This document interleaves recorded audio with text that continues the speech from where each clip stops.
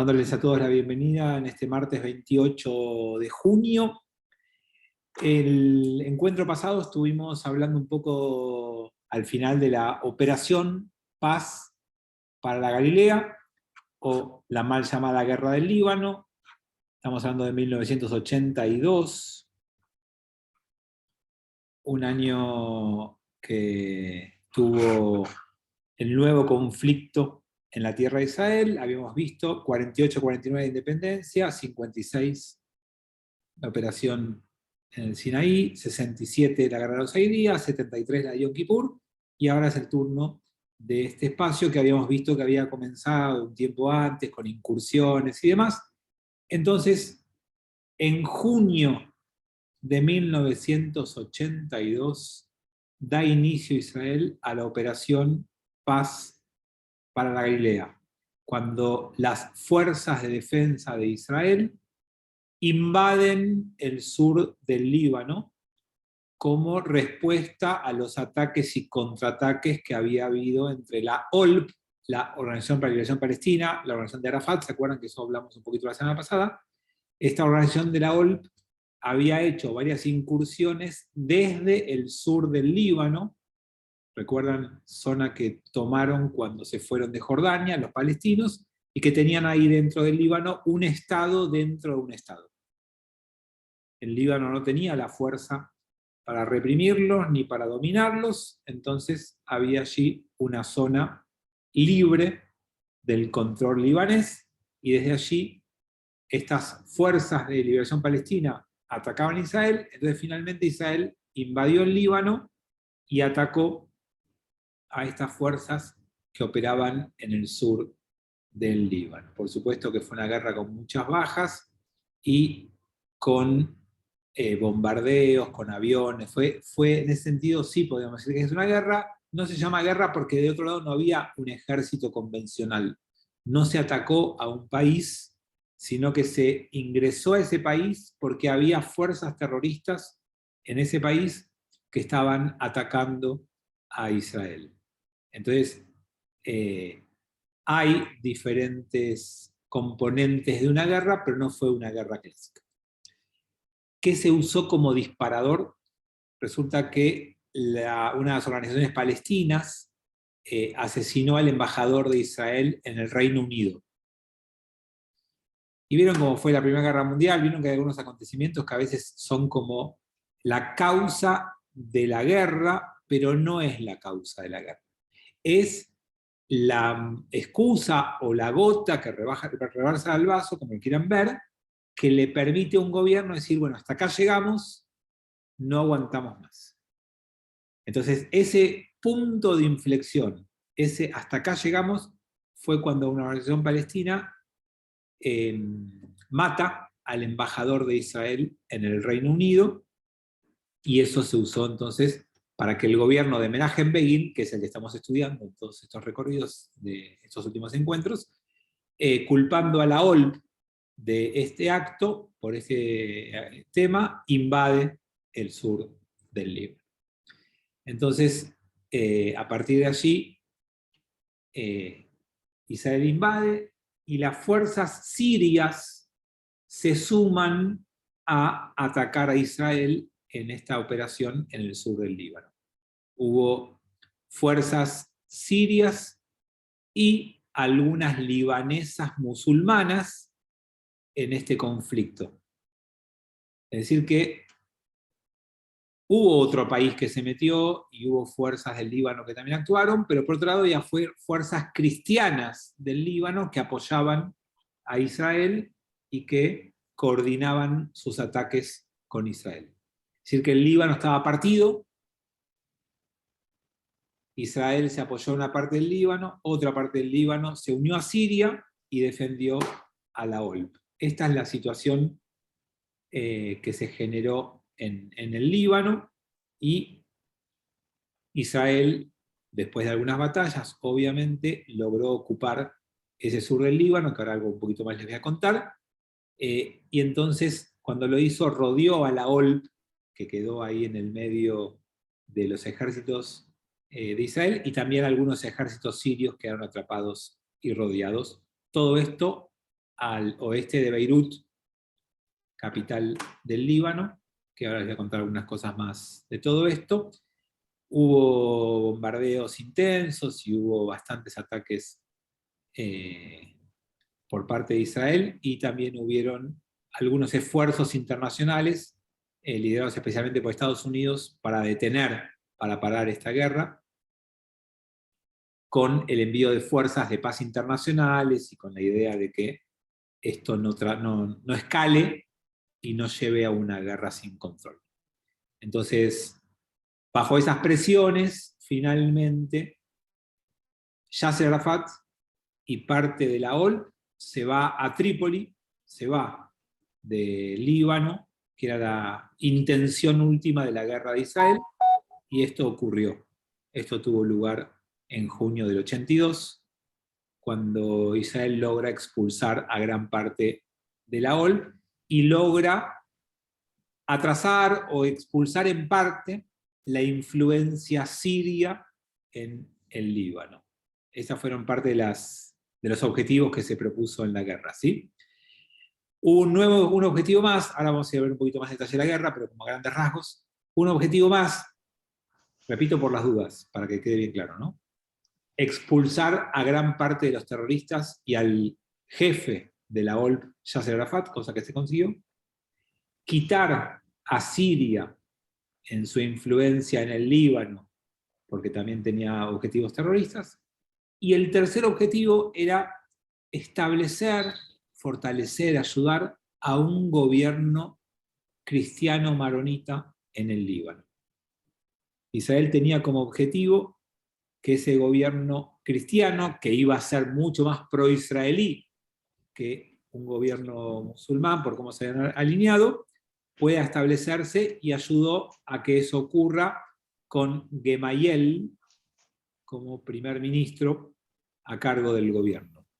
Esto pensaban que se iba a poder consolidar y que Menachem Begin y Gemayel iban a firmar un acuerdo de paz, como ya tenían con Egipto como antecedente. Ese era el plan de Israel en esta operación. Y si ese plan tenía un éxito, decía Menachem Begin, tenemos 40 años de paz en la zona.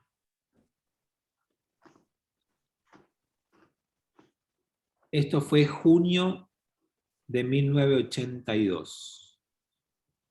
40 años de paz. Pero en septiembre del 82 lo asesinaron a Gemayel, a este primer ministro que iba a favorecer la convivencia con Israel. Como se imaginarán, ese objetivo no se cumplió en ningún punto. Sí, alguno en parte los anteriores que les conté, pero ese fue el objetivo más importante y el que no se pudo lograr, porque la inestabilidad en el Líbano era tal que el gobierno cristiano no se pudo sostener y fue derrocado, asesinando al presidente y generando una inestabilidad que fue insostenible para Israel, y se volvió imposible o improbable la firma de una paz entre Israel y el Líbano, que era, por supuesto, el objetivo final. Entonces, tenemos algunos conflictos que siguen siendo muy poco entendidos al día de hoy. Me refiero a Sabra y Yatila. No sé si alguno de ustedes conoce los nombres de estas dos aldeas, pero la idea es que ahora, durante el encuentro de hoy, les pueda contar un poquito qué fue lo que pasó acá y qué responsabilidad hay en cada parte. Ya vamos a llegar a eso en un ratito. Y también cómo quedó, cuando terminó la guerra, se armó un cinturón de seguridad en el sur del Líbano. Israel quedó adentro del Líbano desde 1982 hasta el año 2000.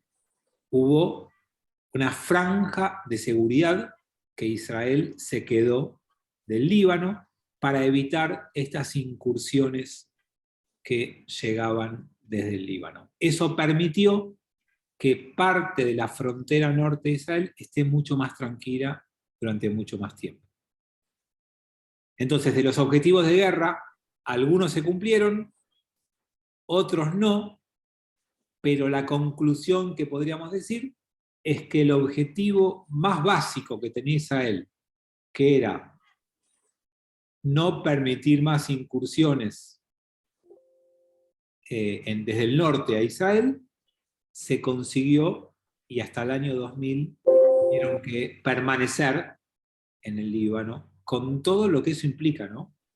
Yo se los digo rápidamente, pero ustedes se imaginarán, en la prensa internacional, en los organismos internacionales como la ONU, Israel invadió el Líbano y se quedó ahí desde 1982 hasta el 2000. Andá a explicarle que es porque te bombardeaban todo el tiempo desde el norte, o que incursionaban terroristas que ingresaban a Israel. Pero se imaginarán que esto en la política internacional y en la imagen de Israel fue muy negativo, sin meterme en determinar si era necesario o no. No importa, aunque sea necesario y haya que hacerlo igual o no, eso lo dejo a criterio de cada uno, igualmente desde la prensa y desde la política fue algo muy malo para Israel. Hasta que finalmente se pudieron retirar de ahí porque tenían acuerdos que se lo permitían. De hecho, hoy no hay franja de seguridad y no suele haber grandes conflictos, salvo con Hezbollah, que nos vamos a dedicar a hablar de Hezbollah en nuestro próximo encuentro. El martes que viene va a ser uno de los grandes temas del encuentro, porque tiene que ver con post la guerra o la operación del Líbano, así que hoy vamos a ver bien más detalles de la operación del Líbano para que ustedes la entiendan y la conozcan un poquito más. Pero bueno, la OLP, los palestinos y demás estaban allí y fue necesario, por lo menos si lo entendió Israel, esta operación y hubo que luchar contra Siria y contra los palestinos. Bueno, vamos a contarles un poquito cómo fue todo. El 6 de junio, no importa las fechas tanto en detalle, pero comienzos de junio, como les dije, ¿no? en el 82, bajo las órdenes del ministro de Defensa, llamado Ariel Sharon, que ustedes deben conocer muy bien, que ya falleció hace pocos años y que fue primer ministro de Israel después, y un personaje muy importante de la política israelí, muy relacionado a la derecha, muy relacionado, yo diría que si Menachem Begin era a la derecha, Sharon tal vez estaba un poquito más a la derecha de Menachem Begin. En ese momento era su ministro de defensa, Menachem Begin primer ministro, Sharon ministro de defensa. Él lanza la operación Paz para la Galilea con 60.000 soldados, con tanques, con aviones, con helicópteros. Fue con artillería, con lanchas, con todo, o sea, misiles, digamos, fue por eso no se la llama guerra por otras cuestiones, pero la envergadura de un ataque militar absolutamente importante y que tenía el objetivo de terminar con esa amenaza permanente. Entonces, cruzan la frontera, invaden el sur del Líbano y empiezan a avanzar y atacar desde el agua con lanchas y barcos que fueron desde Ashdod, desde el puerto de Ashdod hacia allí, más la artillería que bombardeaba, más los helicópteros, más los aviones, más la infantería que invadió el sur del Líbano y que toma algunas ciudades importantes, por ejemplo Sidón es una de las que finalmente cae y que el objetivo claro era luchar contra las fuerzas de la OLP. El objetivo era 40 kilómetros, originalmente desde la frontera. El avance por algunos lados es exitoso, en otros no. ¿Por qué? Porque las carreteras no son buenas, porque hay algunos errores, Incluso hay como algunos episodios que son como más anecdóticos, pero a veces muestran las cosas complejas de la guerra.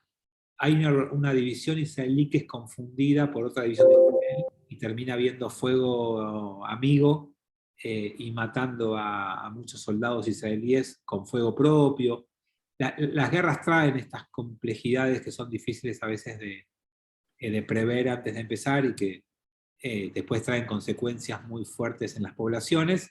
Hubo un poco de todo esto. Hubo caminos y carreteras que fueron muy dificultosas para ingresar, y entonces hubo muchas cosas difíciles, con atascos, con retrasos, pero finalmente cada uno de los puntos que se fue proponiendo el Estado de Israel en este ataque fueron alcanzándose. Entonces, más allá de retrasos y algunas bajas de más, lograron derribar las defensas, acabar con muchos combatientes de la OLP, destruir mucho armamento de ellos y expulsarlos de esa zona tan cercana a Israel. Todo eso, a pesar de los retrasos y todo, lo pudieron hacer y lo lograron también porque utilizaron apoyo aéreo y, como en otros casos, ganaron rápidamente la batalla aérea, destruyeron muchos aviones de Siria. No había amenazas de la OLP o del Líbano importante con los aviones, pero sí de Siria, y lograron destruir rápidamente muchos de los aparatos de Siria, y el dominio aéreo les permitió, sumado a la artillería, los cañones y los misiles, avanzar e ir ganando terreno y objetivos en la infantería israelí, que es la que en definitiva tiene que atacar. Porque ustedes saben, como le pasa, vieron que ahora en Rusia se ve con la invasión a Ucrania, ¿no? Los aviones disparan, los misiles llegan, la artillería bombardea, pero después tienen que entrar la infantería. La única forma de conquistar un lugar es con infantería entrando, y eso cuesta muchas vidas de los dos lados. Y a la población que ataca tiene menos incentivos que la que defiende. La que ataca, entre comillas, con lógica mercenaria. Para el que defiende es orgullo, familia, la nacionalidad, el patriotismo, es distinto. Entonces siempre hay más incentivos para los que defienden y cuesta más mantener la motivación de los que atacan. No es lo mismo la guerra que libró Israel en el 48-49, cuando se jugaba su existencia, que estos soldados invadiendo y teniendo que luchar cuerpo a cuerpo, casa a casa, en ciudades del Líbano. Entonces todo eso siempre hace que se complejice mucho más y que haya muchas más bajas. Este tipo de ataques produce después, obviamente, más muertes porque el campo de batalla es más incierto y mucho más irregular. Pero logran avanzar por la costa, logran avanzar por el territorio y van avanzando y conquistando hasta llegar a Beirut. Y, como les dije, la superioridad aérea fue clave en todo esto. Al tercer día de la guerra ya estaban destruidos la mayoría de los aviones sirios, derribados o dañados, y con eso ganaron parte de la guerra. Después destruyeron las baterías antiaéreas sirias, destruyeron los lanzamisiles, y todo eso fue con mucho éxito y con inteligencia. Vieron cómo Israel pelea las guerras, aunque a veces nos cueste decirlo nosotros mismos porque parece como más arrogante o soberbio, pero hubo guerras electrónicas, no como las de hoy, no ciberataques electrónicos como los de hoy o hackeos como los de hoy, pero hubo guerras electrónicas que confundieron a los radares sirios, y gracias a eso que confundió los radares sirios pudieron imponerse y ganar en toda esta etapa de la guerra. Tengo una pregunta ahí. Las fuerzas sirias fueron atacadas solo en territorio libanés. Oficialmente te diría que sí, pero no solamente. Siria se involucró en esta guerra y como Siria se involucró atacando, Israel aprovechó para terminar con con todo lo que pudiera de material bélico sirio, pero con Siria se llegó rápidamente a un alto el fuego. La guerra empezó el 6, el 11 ya se llegó a un primer acuerdo de alto el fuego con Siria, y no con la OLP, que duró un poco más, pero con Siria sí. No se implementó el 11, se terminó implementando el 12, el 13, porque hubieron más ataques y más violaciones del alto el fuego, que es muy habitual.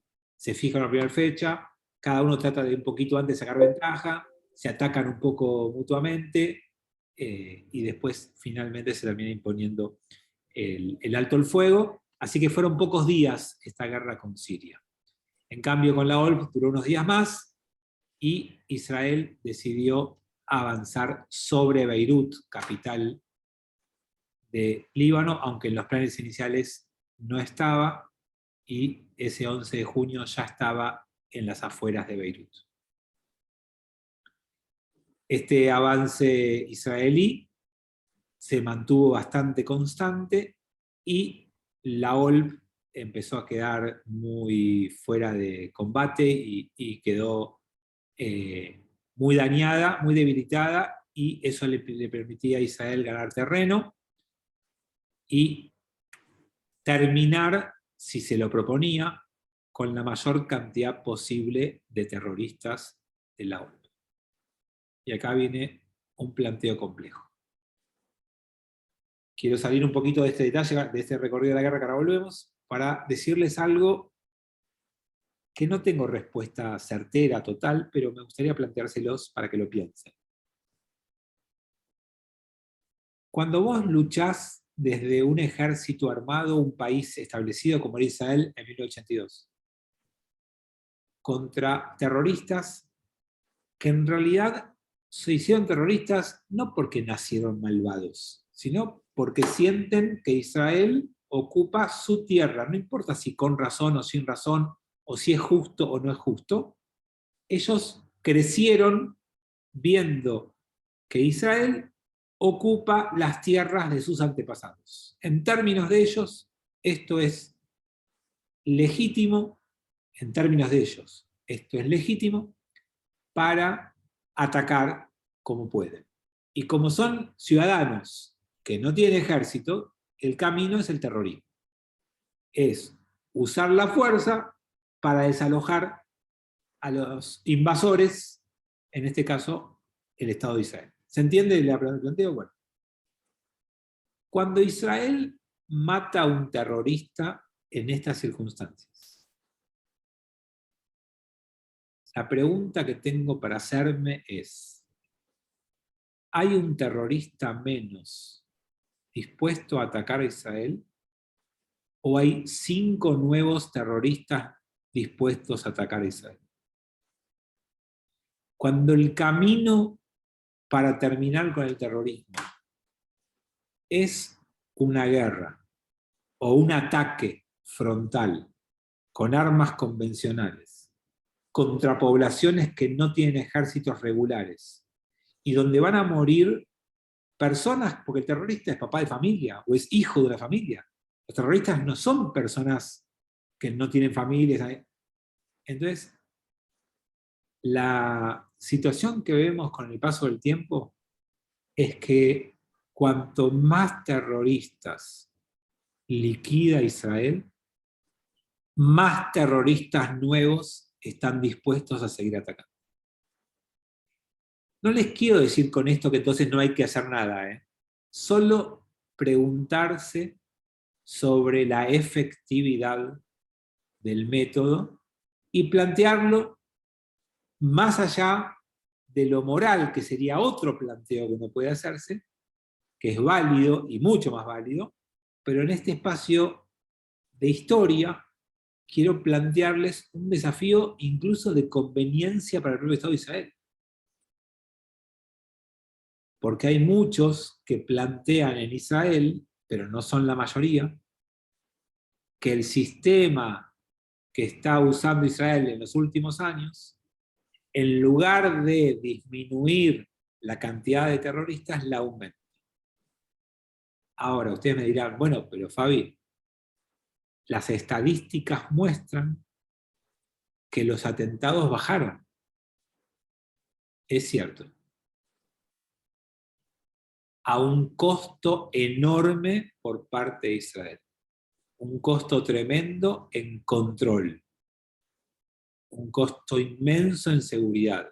No me refiero solamente a plata. Hay mucha gente en Israel que solo trabaja y vive para evitar ataques contra Israel. Entonces, es cierto, yo viví en Israel en el 2001-2002, ya lo vamos a ver cuando lo veamos, cuando nos llegue, pero en ese momento había muchos atentados y después con ataques preventivos y con algunas construcciones que hicieron, como el cerco, bajó muchísimo, muchísimo el nivel de atentados. Lo que no baja es la cantidad de terroristas dispuestos a dar su vida para recuperar lo que ellos creen que es una tierra que les pertenece por derecho hereditario.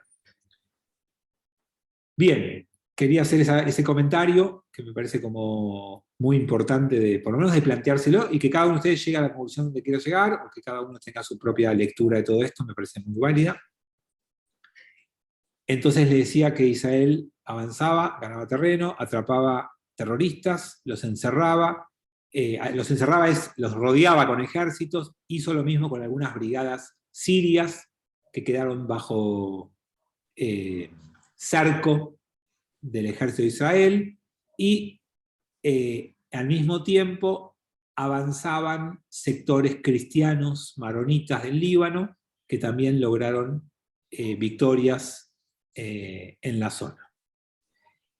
Después había una carretera muy importante, que era la carretera Beirut-Damasco, no me salía la capital de Siria, Beirut-Damasco. Ese es uno de los grandes objetivos de la guerra, era quién dominaba la carretera, que originalmente lo dominaban los sirios y los palestinos. Finalmente Israel, interesada en algunos tramos de esa carretera, la dominó. Era una de las batallas importantes que hubieron en toda esa zona, porque era muy importante para la logística, para el aprovisionamiento, para la defensa, así que ahí también hubo varios intentos y varios escaramuzas y varios ataques, y finalmente se detiene el ataque y Israel queda ocupando todo el sur del Líbano, y a partir de ahí empieza a erradicar a la OL del sur del Líbano. Esa fue una tarea tremenda, difícil, costosa en vidas humanas. ¿Por qué? Porque había que entrar a los búnker, había que entrar a los lugares, a los escondites, descubrir armas, descubrir terroristas. Fue un trabajo espantoso, lento, que costó muchas vidas humanas y que tenía todos los riesgos que ustedes se pueden imaginar. Obviamente que pudieron eliminar a muchos o trasladarlos a campos de detención, pero con un costo muy alto en vidas. Beirut también estaba sitiada por las fuerzas israelíes. Cuando detuvieron la guerra había un sitio puesto sobre Beirut, y tuvieron a la ciudad también bajo asedio, bajo este ataque israelí, para que no haya combatientes de ahí que vayan a ayudar al sur del Líbano. El objetivo era el sur, pero había que bloquear cualquier tipo de ayuda. Nadie imaginó entrar a hacer lo mismo con Beirut, porque esto, perdón, tal vez algunos sí lo imaginó, pero ingresar a Beirut y hacer lo mismo en Beirut hubiera sido un costo enorme, enorme, enorme en vidas humanas. Para que tengan una idea, ¿se imaginan cuántos soldados israelíes pueden haber muerto en una operación como esta en varios meses de combate? Más o menos unos 350, 360 soldados. Que en números inmensos parece poquito, pero son 360 jóvenes de Israel con 360 familias de duelo, de luto. Y aparte, eso implica que habrá habido unos 2.000 heridos. El número de heridos no me acuerdo, pero si hubo 300 muertos, seguro hubo 2.000, 3.000 heridos. Entonces, el costo fue alto. Imagínense si hubieran entrado a Beirut a hacer lo mismo. Entonces, en Beirut hubo ataques por mar, por tierra, pero más con misiles, más con bombas que con ingreso a la ciudad, ¿sí? El objetivo eran los líderes palestinos. Como Israel suele hacer, es una de las estrategias que usa, y entonces había que cercar a Beirut, bloquear el puerto, bloquear el aeropuerto y tratar de, desde ahí, terminar con la mayor cantidad de armas, infraestructura bélica y líderes terroristas. Eso fue lo que Israel trató de hacer. Y todo eso fue de junio hasta agosto, duró varios meses. Tenemos ahí un lapso de tiempo largo en donde que quisieron terminar con todo esto, y en agosto del 82 se llegó a algún tipo de acuerdo, y ahí en esa fecha podemos decirles que se tuvieron que ir del Líbano 14.000 combatientes de la OLP. Miren los números. 14.000 combatientes de la OLP tuvieron que evacuar el país entre agosto y septiembre. Y hubo una fuerza multinacional, una fuerza de paz, que supervisó este acuerdo, por supuesto encabezadas por Estados Unidos, pero que tenía varios países más. Estaba el Reino Unido, Francia, Italia. Había varios países que formaban este grupo que supervisó la salida, ¿no? Parte de estos combatientes de la OLP que se fueron del Líbano, bueno, algunos fueron a Jordania, otros fueron a Siria. Esos son los peores para nosotros. Después hubo algunos que fueron a Irak, algunos fueron a Sudán, algunos fueron a Yemen, otros fueron a Grecia, Túnez. Hay diferentes lugares, pero básicamente el lugar que más fueron es a Jordania, que era de donde venían, ¿se acuerdan? En el 70 se fueron de Jordania, en el 82 unos cuantos, más o menos la mitad de los que les dije antes, un poquito menos, se fueron a Jordania de vuelta. Entonces, cuando pasó esto, Israel tuvo que retirar sus fuerzas de Beirut y del cerco y de todo lo que había hecho. Entonces se empieza a retirar, pero no se va del todo del Líbano. Empieza una retirada, y cuando empieza la retirada empiezan algunas escaramuzas, algunos atentados. De hecho, se pone una bomba en la embajada de Estados Unidos, ya que hay como complejo la salida de Israel de esa zona, que tarda y demora porque no encuentra una salida de paz, o no encuentra una salida que deje una fuerza de paz internacional o algún tipo de garantías para que esto no vuelva a pasar. Entonces hay nuevos ataques y atentados suicidas contra cuarteles israelíes, hay atentados con coches bomba, digamos, todo el accionar clásico de los terroristas empieza a ocurrir con éxito en vidas humanas contra el ejército de Israel. Esto tuvo muchas bajas por el lado de Israel en estos ataques suicidas que se cometieron. Más o menos se calcula que unos 100 soldados israelíes murieron en esa etapa de la guerra. 100 soldados, cuando les dije toda la guerra en total, con estos incluidos, contaban 350, 360. Acá, por supuesto que el costo parece altísimo, las muertes son muchas. Así que se fueron retirando y replegando a lugares que eran más fáciles de defender, pero más al sur del Líbano, no tan cerca de Beirut. Entonces, hay milicias islámicas, musulmanas, que empiezan a operar en el sur que va dejando Israel. Y entonces siguen lanzando ataques contra posiciones israelíes. Y por otro lado, hay milicias libanesas pro-israelíes, como les conté antes, ¿sí? Las maronitas. Entonces, ahí hubo escaramuzas, guerras, las fuerzas de Israel a veces revolvían ellos, a veces apoyaban a las cristianas para que lo hagan las cristianas, y ahí hubo como guerra de guerrillas bastante compleja, ¿sí? La OLP había dejado un vacío y la ocuparon las milicias estas que les dije recién, ¿sí? Las milicias islamistas estaban bastante más desorganizadas y querían consolidarse. Y ese es el emergente del Hezbollah. Así es como nace Hezbollah, que ahora simplemente lo menciono, lo vamos a ver un poquito más en detalle la semana que viene.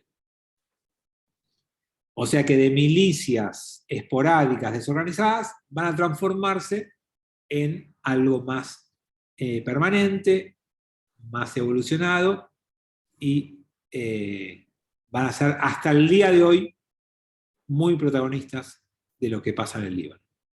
Así que le vamos a dedicar un tiempito importante para entender qué es el Hezbollah y cómo se transformó en lo que es hoy.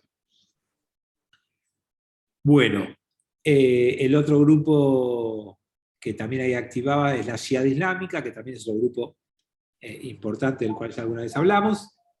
Y, Hola. uy, ¿qué pasó? Alguien se desmutió. Bien, ¿y vos? Ahí está. Ya muteamos. Bueno, entonces hubo como diferentes ataques que duraron hasta el 83, 84, 85, son años en donde sigue habiendo este tipo de ataques, algunos protagonizados por el ejército libanés, otros por estas milicias, bueno, hubo diferentes instancias, pero quiero contarles que más allá de estos lugares, de estas cosas que costaron muchas vidas y cada una fue importante en sí misma, pero no podemos estudiar cada una de ellas, quiero contarles algo como muy importante en todo esto. Israel se va a retirar de más zonas en el 85. Y ahí, cuando se retiran de más zonas, crean en 1985 lo que se llama la franja de seguridad, que es una zona que dejaron como colchón entre el Líbano y el norte de Israel, ¿sí? Esa franja es creada unilateralmente por Israel, no es acordada con nadie. Y lo hace con el ejército libanés, el ejército cristiano, que apoya y ayuda en la implementación de esto. Entonces se supone que ahí se considera el final de la guerra. Cuando en 1985 Israel se retira, pacta con este ejército y arma una zona de seguridad, Israel entiende que ahí terminó la guerra y se va a retirar, como les dije antes, de este lugar recién en el 2000. Pero, como les conté hace un ratito, pasó algo que es el que lo quiero dedicar al final de nuestro encuentro de hoy, a lo que pasó, porque es muy importante y tiene consecuencias hasta el día de hoy, sobre todo en entender y en defender o no lo que hizo Israel. Lo que les voy a contar ahora es parte de una polémica que no terminó hasta el día de hoy.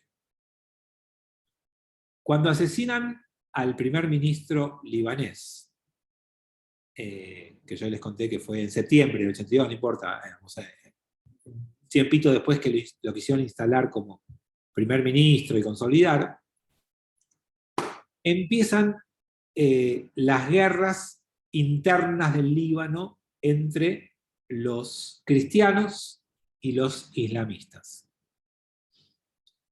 Entonces hay una división dentro del ejército cristiano maronita que se van a llamar los falangistas. Así se los conocen. En la milicia cristiana libanesa había una división que se llamaba los falangistas, que eran aliados de Israel. Bueno, el comando israelí rodeaba una aldea musulmana que se llama Sabra. Sabra. Hay libros, hay películas sobre este tema, si no lo escucharon, no lo vieron nunca, les recomiendo. Bueno, y otra que se llama Yatila, Sabra y Yatila. El ejército israelí las rodeaba. Los falangistas entraron a Sabra y Yatila y provocaron una masacre en ambas aldeas. ¿Por qué? Porque Yatila había sido uno de los campos más importantes de entrenamiento de la OLP, de los líderes terroristas o militares, como ustedes quieran llamarlo. Pero no es que eligieron cualquier aldea. Era una aldea que había apoyado la formación de terroristas de la OLP en pleno corazón del Líbano. Y entonces los falangistas, con la vista gorda del ejército de Israel, con la vista gorda de Sharon, entraron y masacraron un montón de gente. Digo un montón porque ahora les voy a contar que hay un montón de versiones de cuánta gente murieron. Aparentemente, Sabra y Yatila, según información israelí, aclaro que digamos, no es unánime, había terroristas en ambos campos. No entraron a matar civiles, querían terminar con los terroristas. Del otro lado dicen que fue una matanza indiscriminada simplemente de civiles. Entonces Israel no mató, pero tampoco ingresó a defender. Esa es la acusación que hay con Israel. Porque en algunos lugares periodísticos hablan de la masacre israelí en Sabra y Yatila. La masacre la provocan los falangistas, Israel no impidió ese ingreso. ¿Cuántos fueron masacrados? Algunas informaciones hablan de 450 muertos. Otros, por ejemplo, el ejército libanés llegó a esa conclusión, ¿no? La inteligencia israelí dice que entre 700 y 800. La medialuna roja, lo que sería la Cruz Roja, pero del Líbano, la medialuna roja, dice que hay 2.000 muertos. Y algunos hablan de 3.500. O sea, entre 450, según los cristianos, 700, 800 israelíes, 1.200 la medialuna roja, o 2.000, no sabemos, en algún lugar de esas cantidades estarán el número de masacrados. Fue un desastre, lo que pasó ahí da vergüenza, es algo tremendamente repudiable, y las primeras investigaciones acusaron a Sharon y propusieron hacerle un juicio para que nunca más, para que vaya preso y que nunca más ocupe un cargo público. Y podría haber pasado esto. Los israelíes rodeaban el campamento, pero nunca entraron. Entonces, hay una investigación israelí que hizo una comisión y encontró en Ariel Sharon responsabilidad personal por no haber evitado la masacre. Lo quiero repetir así porque es muy delicado el tema. La comisión que llamó Caán, porque era el nombre del que estaba a cargo, la comisión encontró que Ariel Sharon tenía responsabilidad personal por no haber evitado la masacre. Esa comisión recomendó destituirlo como ministro de Defensa y que nunca más ocupe un cargo en el gobierno israelí. Sharon no quiso renunciar, desoyó lo que dijo esta comisión, pero empezaron a haber manifestaciones en Israel de judíos mismos y tuvo que renunciar al Ministerio de Defensa. Quedó en el gabinete de Begin como ministro sin cartera, pero perdió el Ministerio de Defensa. Delicado, difícil, pero eso fue lo que pasó en Sabra y Yatila. Pueden profundizar, hay películas, hay libros, hay de todo, muchísimo. Tengan mucho cuidado con lo que leen y lo que ven, porque todo suele ser muy tendencioso. Bueno, como les conté, este fue el recorrido de hoy. La semana que viene vamos a ver algunas cosas más, y entre ellas Hezbollah como organización, que es importante hasta el día de hoy. Bueno, mañana los espero ver en San Damianovich, aquí, y si no, el martes que viene o el viernes en Shabbat nos estaremos viendo. Chau, buenas noches. Gracias. Chao, gracias. Gracias. Gracias. Gracias, Fabi. Gracias. Chao. Ahora pues saludar. Hola. Chao. Chao a todos. Chao. Chao. Chao, chao. Chao.